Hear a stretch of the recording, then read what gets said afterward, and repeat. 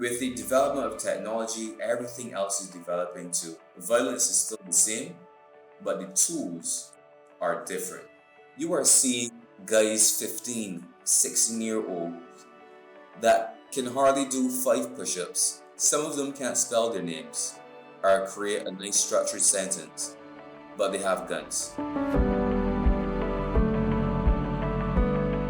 The dynamic in families, like, was there, I don't know, aside from like people are people, families are families, right? But was there anything, I don't know, particular of note that you, I don't want to talk about with like gender roles, men and women, families, that kind of stuff? But once again, I wouldn't, because I do have some friends that came from a two-parent household. Not just a two-parent household, but a healthy two-parent household. Yeah, that's always a key. A healthy two-parent household, not because there are plenty that are not. Yeah, I can't think of any right now that came from a single-parent household that was run by the father, by male. I don't think there are many, right? That isn't the case. But majority of the times, it will be a single-parent household run by the mother, and it will be a matriarchal setting. So you will have your grandmother, your aunts are there, and your mother is there. Dad usually isn't there, but I can only give from my perspective, coming up from where I yeah, grew of up, course. because I grew up in Woodburn at first in the earlier years of my life. The more impressionable years up to about age 8, and that would be with my aunt and uncle, which is like a two parent household, right? And then I moved to Wildy, Pine and Wildy, with my mother and my 2 sisters. My father wasn't there, and that was a whole adjustment for me. Like, I came from this like this well structured family to one that is completely different dynamic, and it wasn't. I think it would have been harder for me if it was just me in that community, but that was the case for all the other guys that I used to run around with, and is the case for a lot of the children that I meet in the community programs that we host. So I'm still seeing it around me, but it could be because I'm submersed in it and I grew up in it. It does seem that like if you have a single parent household, you do still need you really need positive role models from people of, especially if you're a boy, like of men growing up to develop well as a person, especially through those like adolescent years. I want to touch you a little bit because here, race wise, here it's a lot of blacks, right? We don't have Mm-hmm. a lot of Caucasians. Sure. But over in America, I guess is a bigger mix. So when you say that you're seeing an increase in single parent households, is that like particular to a race, or is that like It's across? actually, so it's really interesting you bring that up. So to try to address this in like as neutral a way as possible, which is the US, and you want to talk about racial groups, right, is so hard. It's a really, really tough topic in the US, and it has been forever, basically. So historically, the trend had always been that Black American communities had much higher rates of single parent households, and this had resulted in a lot of negative outcomes.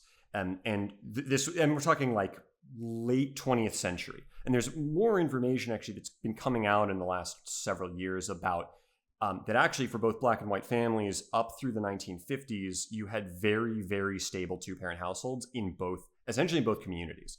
And that is but then that started to kind of fall apart through the 1960s into the early 2000s. And it hit first the Black American community the worst. But increasingly in the last like 5 to 10 years, those numbers have also been ticking up in the white community as well, to the point where single parentage is now ticking up in both communities. Essentially, it is per capita higher in Black American communities than white American communities. But if you compared both groups to where they were like in 1950, 73 years ago, they're significantly higher in both cases. Do you find that there is, like, being in Barbados, a good sense of community with people, like a strong sense of we are people from this island and we don't all know each other individually, but we kind of like there's a community sense versus in like, a lot of big American cities, there kind of is no sense of community. There's still some communities that are very active with sports, liming, playing dominoes, playing cards, like the Black Rock Belfield community, for instance.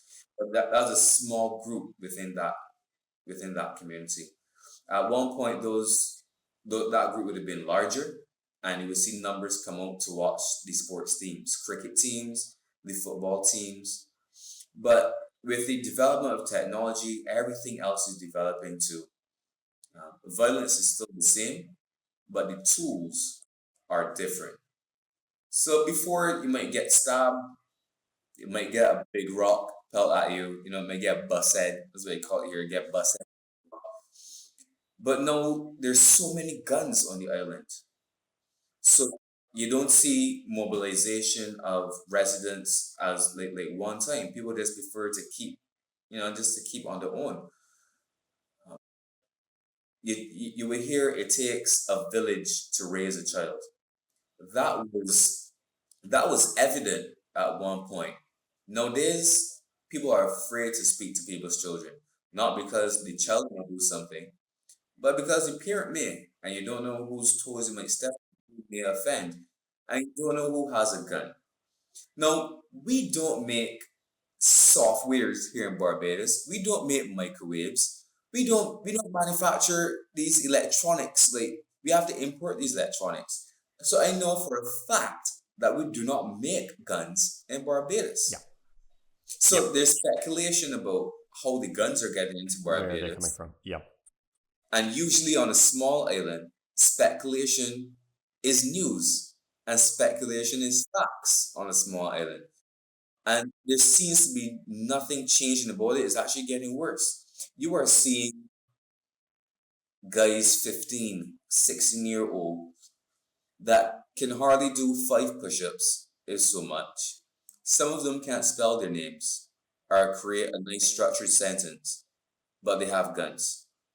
I know for a fact they can't afford guns, but they have guns. So that has dampened the overall community spirit. As Caribbean people, as Barbadian people, the community spirit is still in here, right? We are still very proud to be Barbadian, but then the fear factor is, I don't want to say it's consuming us or it's taking over, but it can't be ignored. It can't be ignored.